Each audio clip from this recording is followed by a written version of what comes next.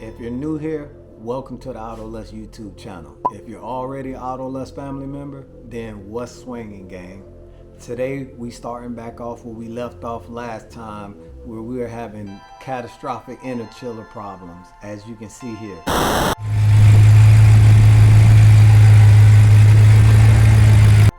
Alright, new push lock adapters are done. Also, as you can see, we got Olivia in full surgery. As you can see, she has no front shocks. We went over a manhole cover that sits too high out of the road, and I mean, with her being lowered, she doesn't have too much, you know, flex to go, and it ripped it straight out. Olivia's intercooler also has arrived, so gonna be getting this put on soon, right after we put her bearings in, because I do have King GPZ bearings for the 7 series. You know, just because high mileage N55s can have bearing problems, not all of them have them, but they can have them. And since I'm gonna crank it up with a bolt-on turbo, you know, and a couple other mods, I want to make sure that, you know, she's as reliable as possible being a daily driver. Back over to Sasha.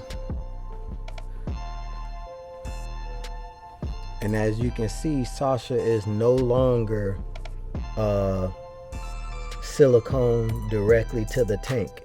She has a, I don't know if you can see right there between the silicone and the tank, it's a little nylon adapter, because I tried the aluminum adapters and those didn't work at all, so those went bad as well.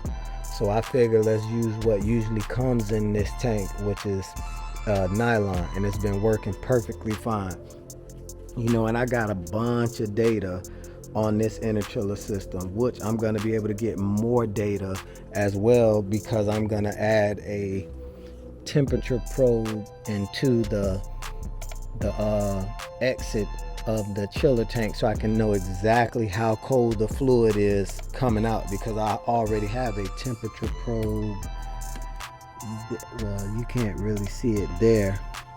Right there, you can see it's black and gold, and that controls the temperature, you know, with my controller, on how cold or hot to make the interchiller, which a lot of guys with BMWs don't use, and that's why they run into problems, because the temps get too cold and condensation builds up in the intake, since the intake's on the bottom, and that condensation pulls up in the intake and gets sucked into the engine and wash out the cylinder. So you have to have full control over your system for an interchiller to work on the twin turbo V8s. You know, the 6 cylinders, the intake is on the top, you're perfectly fine, but the V8s, this is the only way to do it, is to split the system and fully control it. So I mean, I've got some very, very low intake temps, and 98 degrees. I think I was hitting around 70 degree intake temp and 98 degree ambient weather, and that's without my system, you know. Dropped down as low as 4.5 Fahrenheit. Now it's slowly working its way back up. Now it's at 5.9 now. Running 85% duty cycle, which is full speed for the pump. Look at how frosted these 1.5 inch full flow hoses are. Got the pump buried in a towel to keep it super cold. As you can see, it's just silicone. Nothing is insulated yet. The hoses down here aren't insulated. These 2 hoses running behind the headlight aren't insulated, but they will be insulated once the system is completed. So I'm glad I got that up and running and going good. So let's take her out for a little test drive.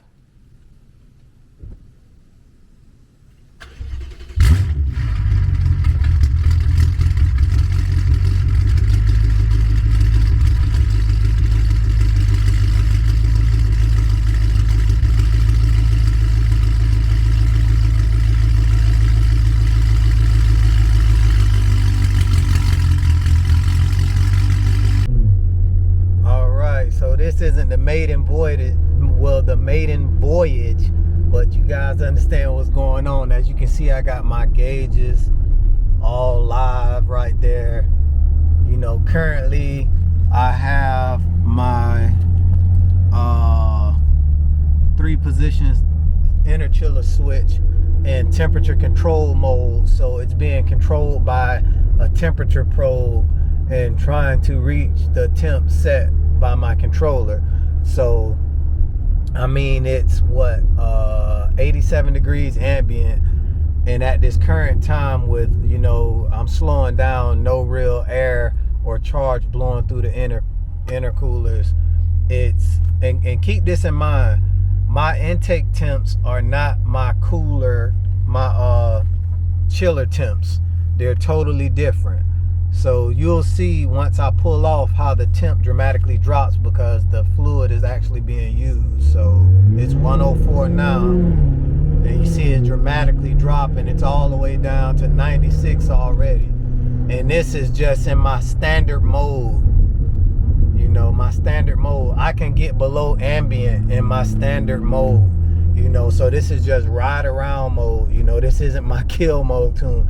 You know, my kill mode setting. My kill mode setting, like I said, can go, you know, 50 degrees ambient when my when the chiller system is all the way insulated, you know, because it's shedding a lot of cold right now, just being, you know, out in ambient air, which you can see there on the bottom of the digital gauge cluster. It says it's 87 degrees Fahrenheit outside.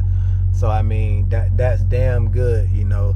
And once I have my temperature probe in, I'm gonna actually, you know, test that versus the temperature in the tank versus, I'm trying to get this damn camera to focus, the temperature in the tank versus the IETs versus ambient air temp outside. So that'll give you guys a good, even better indication on how good that this chiller system is on these V8s, man. You know, I'm gonna get on the highway so I can get a good stretch pass, so I can get on it a little bit to show you guys here. And I'm not a Sport Plus or anything like that. And as you can see, it's 96 degrees, 95. And if I get on it, I'm sure to get a lot lower than that, you know. Hold on, let me merge onto this highway real quick.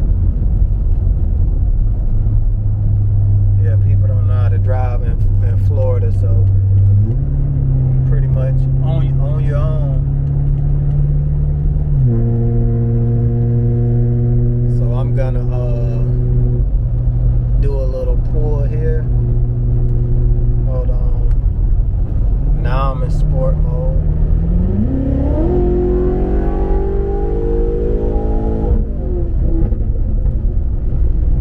Whew, shit. Sasha, animal.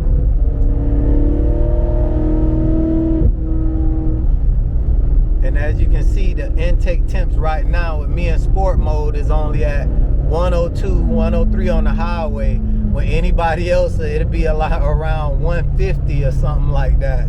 You know, 140, the high 140s. You know, and that, like I said, that's in regular mode. I got 3 other modes I can go in. And the middle mode is a lot colder than this. You know, I'm just testing my standard mode, since that'll be the way I drive around most of the time. And like I said, you know, don't pay attention to the ambient air temps at idle, because at idle everything's heating up. The intake manifold is heat soaking, the engine is heat soaking, and there's barely air being pushed through. As you can see, PSI is at 0, so everything is just at a standstill heat soaking. But that interchiller tank is building tons of extremely cold fluid right now, you know, even with as much heat shed as cold shed as I'm experiencing by not having my tank insulated. I mean, I know I never gave you guys a true exhaust.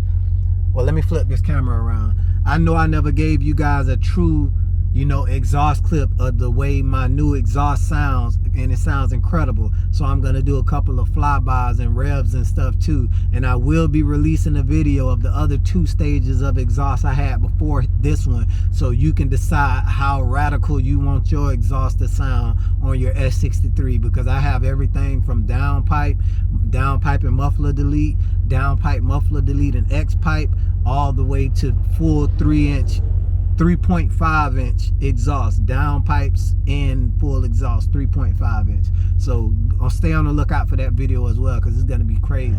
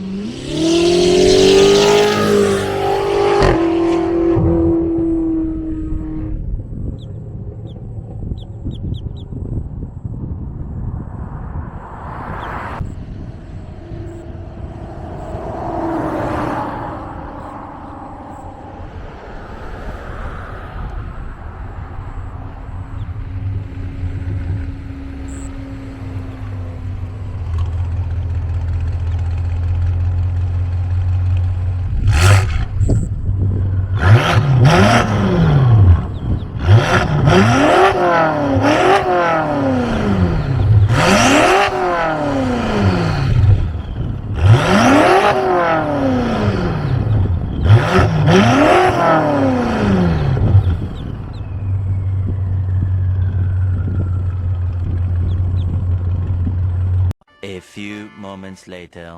Yeah, so now that we took Sasha for her little, test drive, I will be showing you guys, my kill mode settings and stuff like that, but not right now. Like I said, I don't want anybody to have too much info on what I'm doing, because it's all proprietary for the race team and for my world record pass. So I can't, give out too much stuff. But as you can see, just my standard ride around, settings, the intake temps will kill pretty much anything else on the road. While everyone else is here in Florida heat soaking, I'll be, skiing on the slopes.